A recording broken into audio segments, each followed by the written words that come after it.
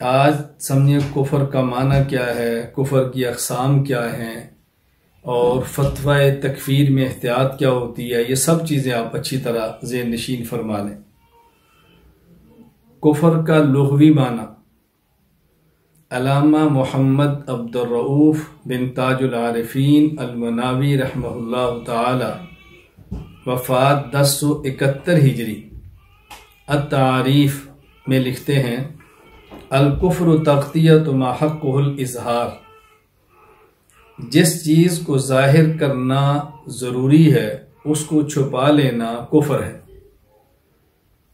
اللہ تعالیٰ کی ذات، اللہ کے پیغمبروں کی ذات، ملائکہ، آسمانی کتب، جنت اور جہنم، یعنی وہ چیزیں کہ جس کو ظاہر کرنا چاہیے اس کو چھپائیں،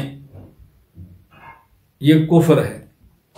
تو کفر کا لغوی معنی تو صرف اتنا ہے، تغطیۃ ما حق الاظہار، جس چیز کا ظاہر کرنا ضروری ہے اس کو چھپانا، یہ کفر ہے۔ یہ میں نے مثال دی ہے، لغوی اور اصطلاحی کی مناسبت ہلکی سی بتائی ہے۔ بہرحال کفر کا لغوی معنی ہے الکفر تغطیۃ ما حق الاظہار، جس چیز کو ظاہر کرنا چاہیے اس کو چھپا لینا، یہ کفر ہے۔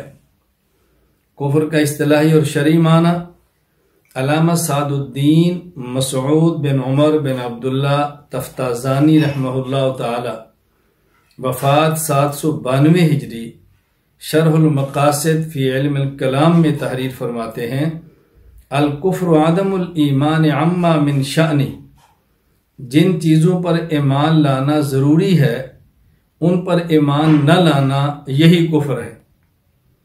جس چیزوں کو ماننا ضروری ہے ان کو نہ ماننا، یہی کفر ہے۔